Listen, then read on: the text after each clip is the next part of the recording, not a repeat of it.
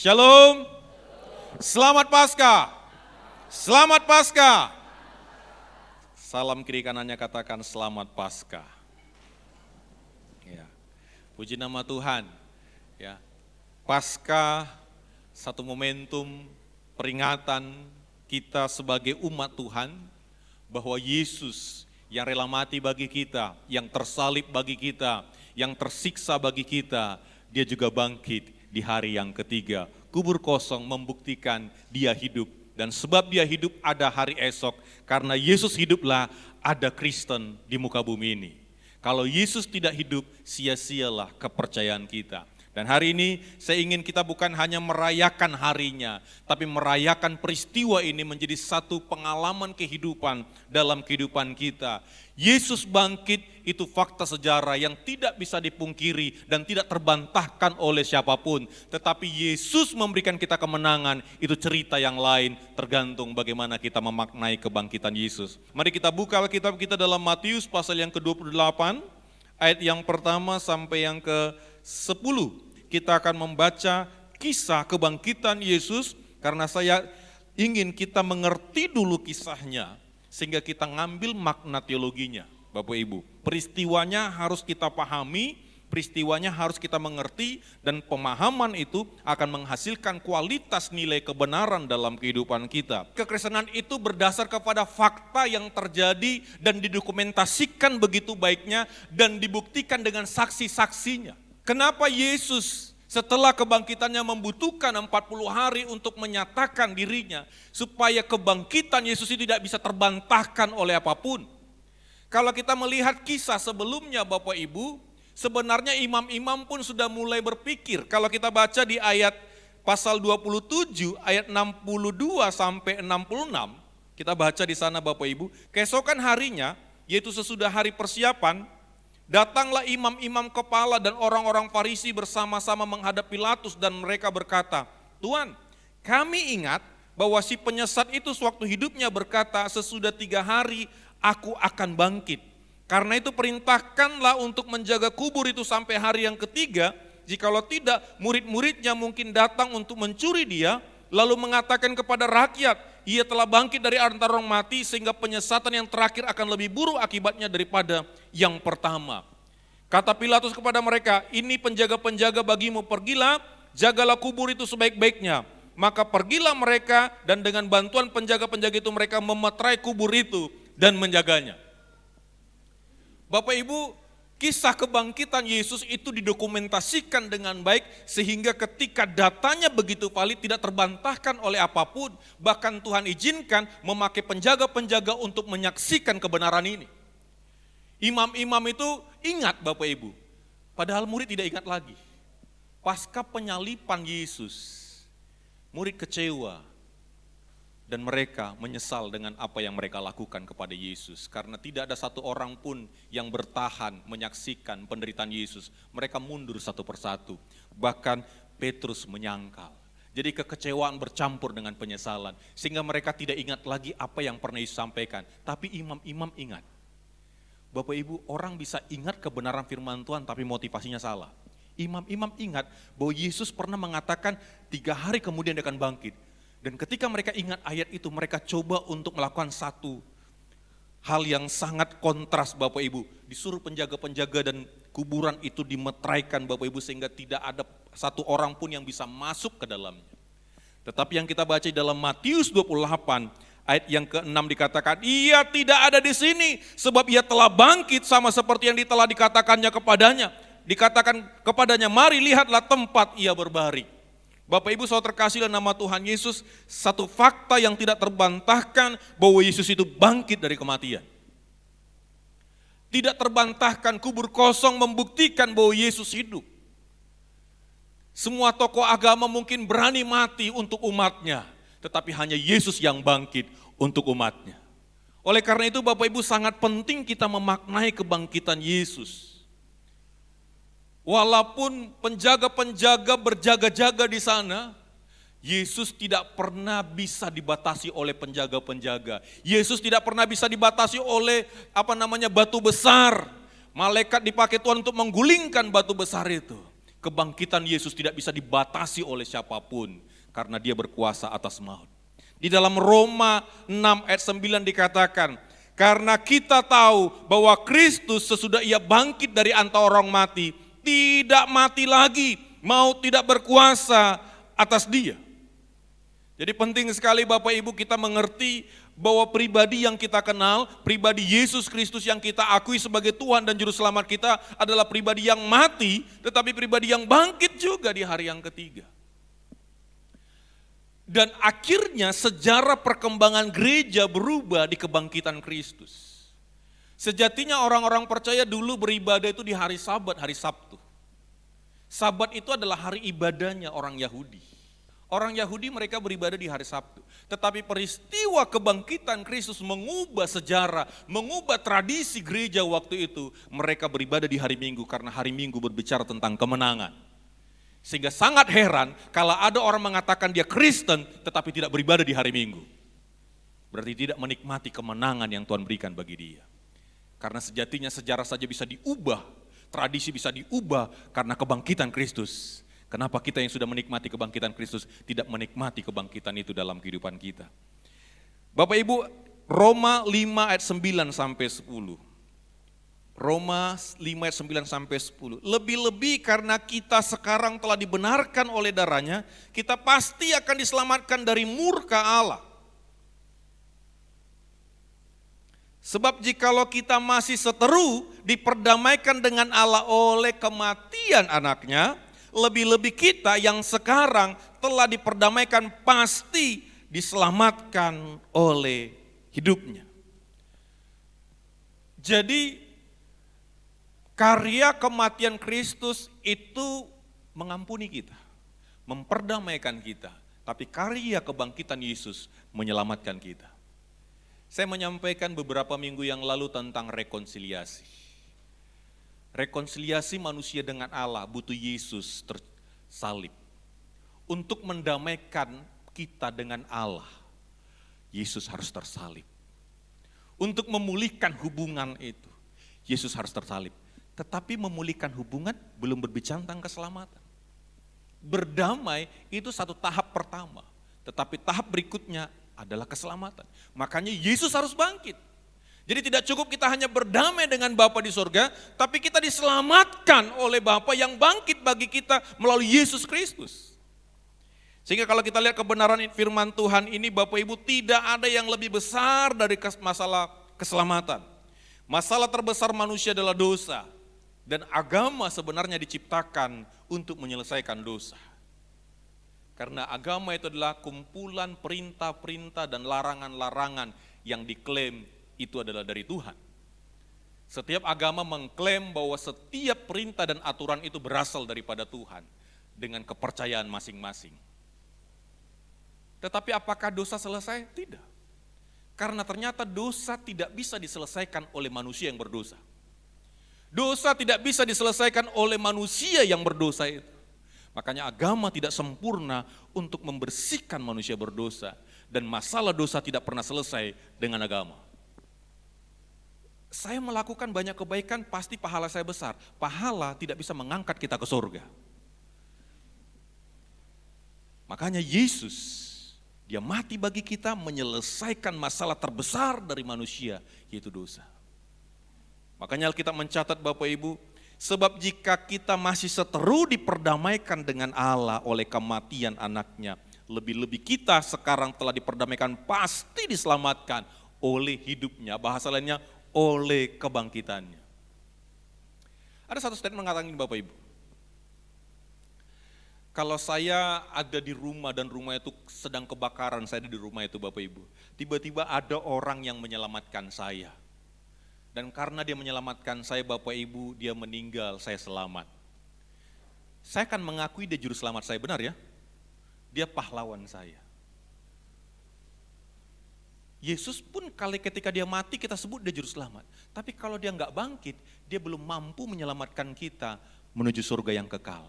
Dia hanya menyelamatkan kita dari dosa tapi tidak pernah bisa membawa kita kepada surga yang kekal tanpa kebangkitannya.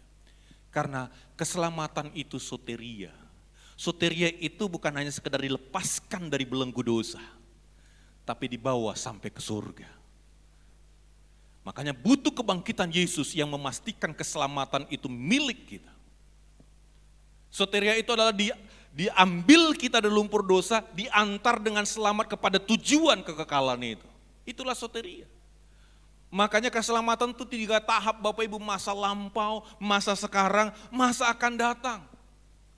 Kita bukan hanya diselamatkan dari lumpur dosa, tetapi dalam kekinian kita disucikan supaya kita mampu menikmati surga yang kekal dalam kehidupan kita.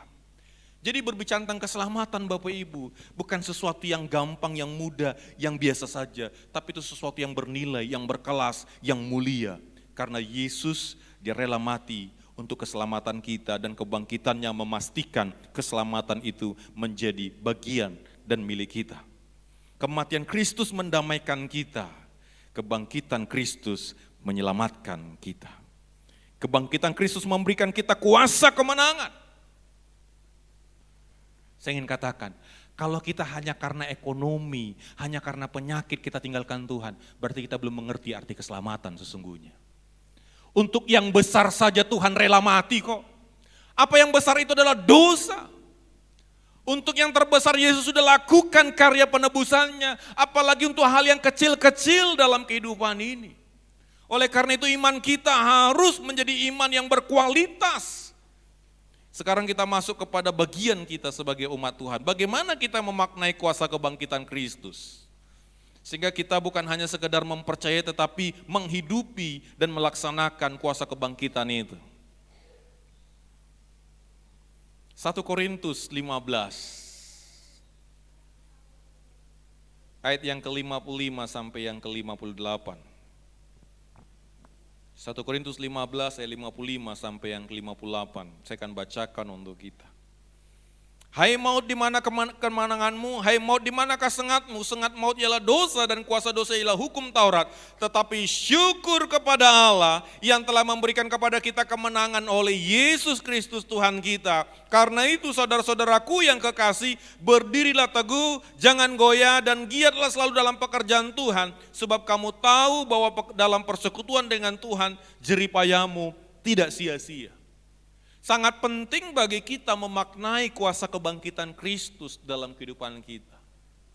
Kalau kita sadar kita sudah mengalami kuasa kebangkitan Kristus, harusnya kita merayakannya di dalam ibadah kita. Amin.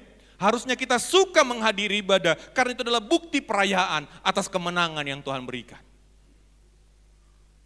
Karena kemenangan itu bukan hanya milik Kristus, tapi diberikan kepada kita. Ayat 57 dikatakan, yang telah memberikan kepada kita kemenangan. Bayangkan Bapak Ibu, Yesus yang mengalahkan maut, tetapi kemenangan atas maut itu diberikan kepada kita manusia. Bukankah harusnya kita bersyukur? Bukankah harusnya kita merayakannya?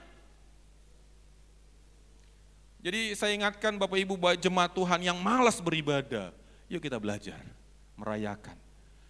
Kalau kita nggak menghargai keselamatan Kristus, apa lagi yang kita mau hargai Bapak Ibu?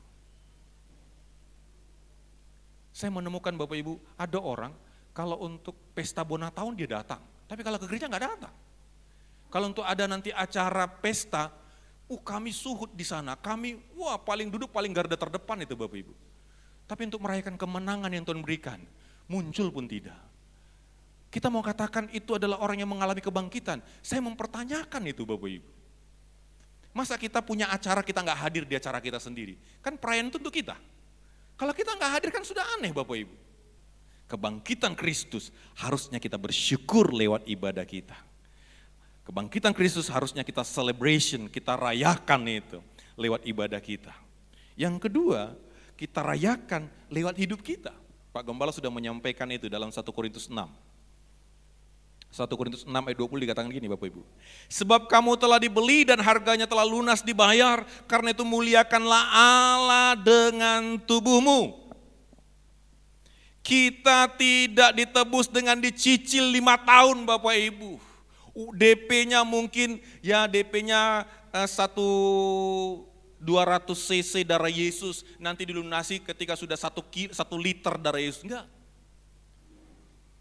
Kita boleh kredit motor, boleh kredit mobil, tapi keselamatan cash Tuhan kerjakan bagi kita. Tidak kredit Bapak Ibu. Kalau kredit Bapak Ibu kapan dikasih BBKB-nya? Setelah lunas. Ya, Ada Bapak Ibu yang mengkredit sini, nggak usah angkat tangan Bapak Ibu. Kita doakan bersama-sama supaya lunas. Ya kan gitu Bapak Ibu ya. Oleh karena itu muliakanlah Tuhan lewat tubuhmu. Kadang masalah kesehatan ini tidak menjadi sesuatu yang menarik untuk diperbincangkan di mimbar Bapak Ibu. Padahal itu bagian dari bersyukur atas kebangkitan Yesus. Karena yang ditebus itu Bapak Ibu bukan hanya roh kita, tubuh kita juga. Dan bagaimana kita memakai tubuh kita, mengucap syukur untuk keselamatan Tuhan itu sangat penting. Mari bangun pola hidup sehat dalam hidup ini. Sehat itu juga sesuatu yang berkualitas kepada Tuhan. Sehat itu adalah satu ucapan syukur kita kepada Tuhan.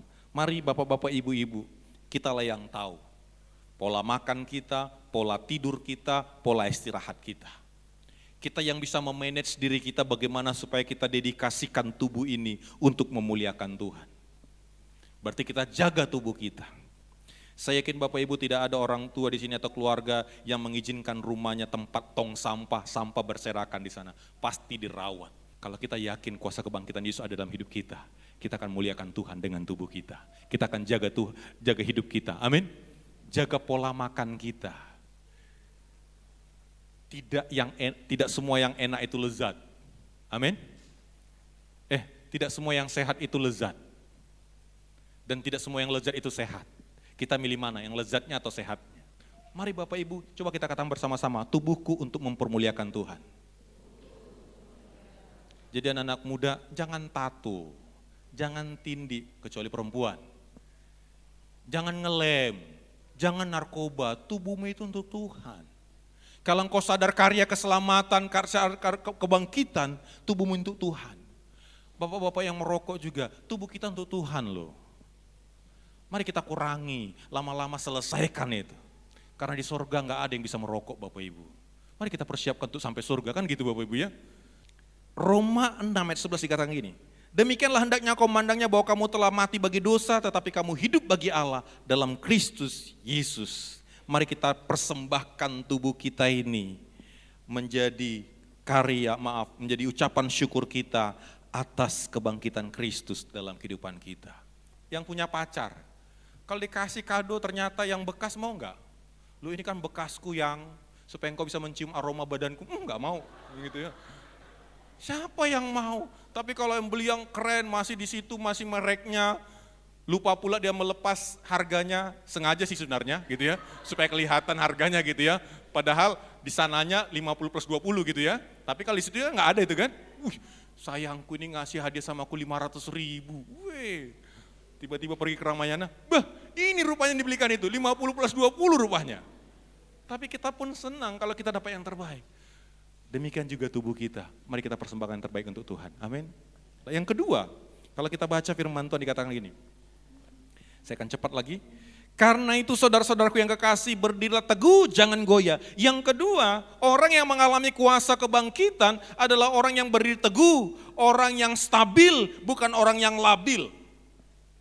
Saya ingin katakan Bapak Ibu, butuh 40 hari untuk menstabilkan iman murid-murid.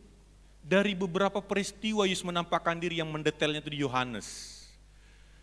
Perjalanan ke Emmaus ada di Lukas, ada lagi mereka nangkap ikan. Coba lihat, mereka selalu perlu mengalami pemulihan. Makanya saya katakan kita ini perlu mengalami namanya juga rehabilitasi supaya kita kokoh. Murid-murid ketika mereka menyaksikan peristiwa itu, ternyata mereka goncang, mereka labil. Bahkan murid-murid sudah kembali lagi menjadi penjala ikan. Sehingga butuh 40 hari Yesus concern, fokus dengan mereka supaya mereka teguh, supaya mereka kokoh. Tahukah Bapak Ibu, orang yang mengalami kuasa kebangkitan Kristus berdiri teguh, tidak goyah. Kalau kita nggak stabil, hidup kita jadi masalah. Kenapa banyak orang Kristen hidupnya jadi masalah? Karena nggak stabil. Berdirilah teguh, jangan goyah. Orang yang stabil itu adalah orang yang konsisten dia. Coba lihat kalau nggak stabil, ada masalah sedikit udah hilang dari gereja.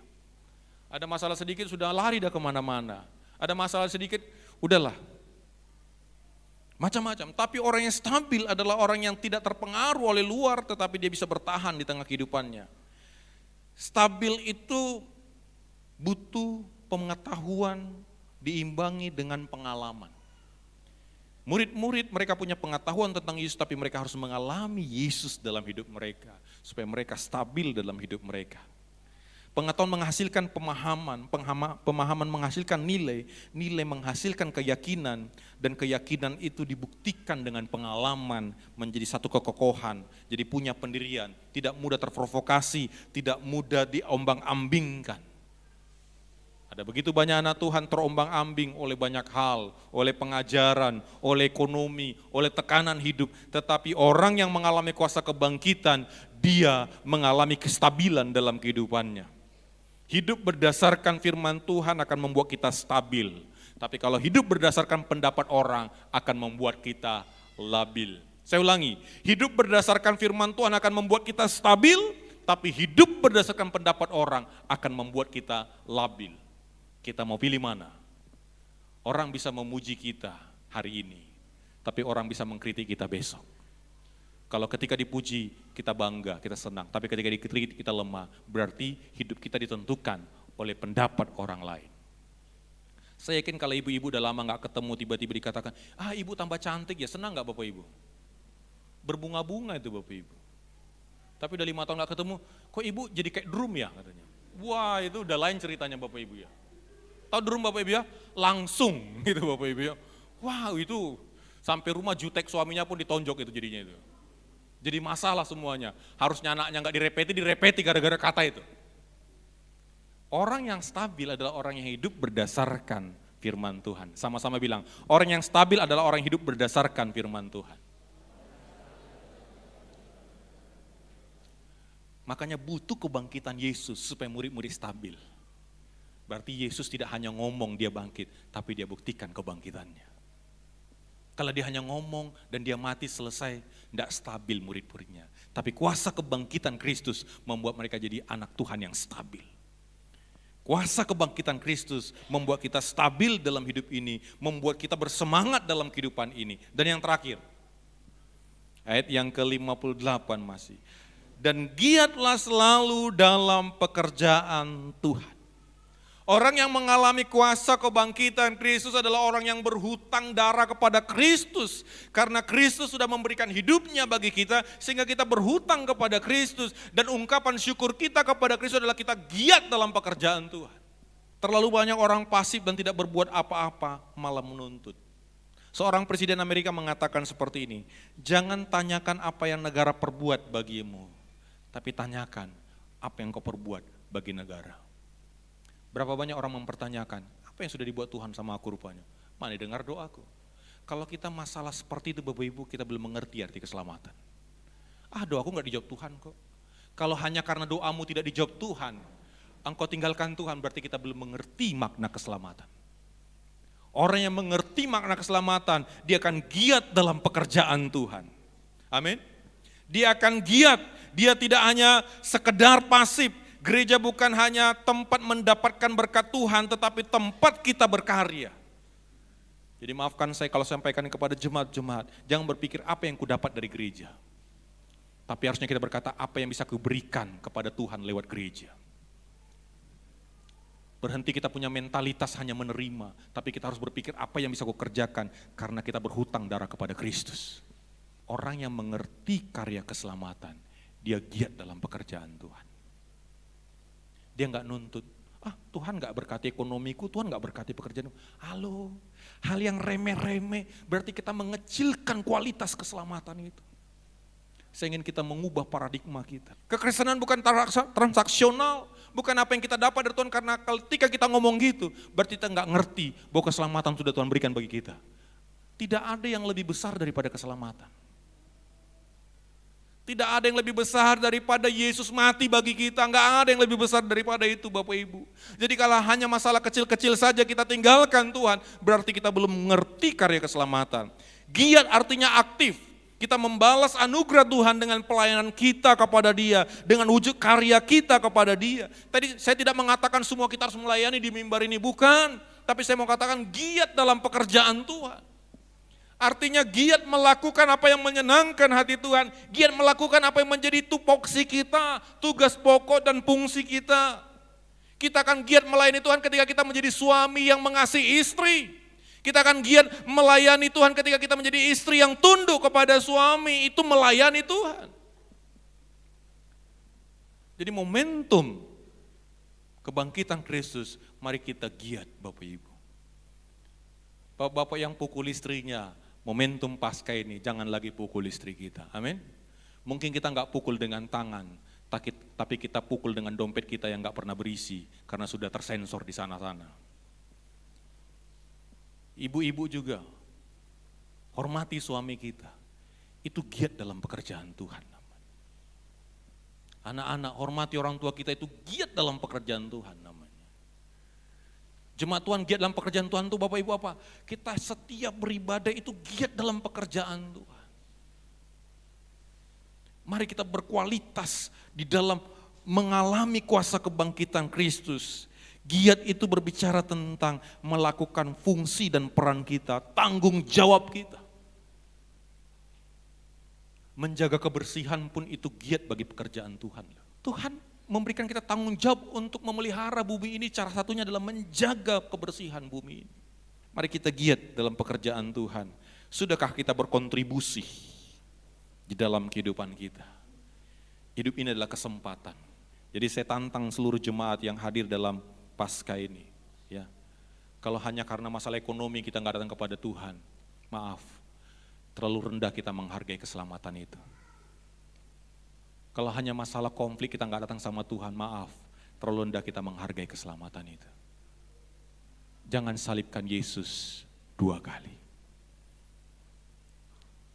Kali tinggalkan surga untuk keselamatan kita. Saya katakan kemarin, Yesus di Taman Getsemane, dia kehilangan tubuhnya untuk kita. Kenapa kita nggak belajar dari situ? Jangan sampai kita kehilangan Kristus karena kepentingan kita sendiri. Ini firman Tuhan bagi kita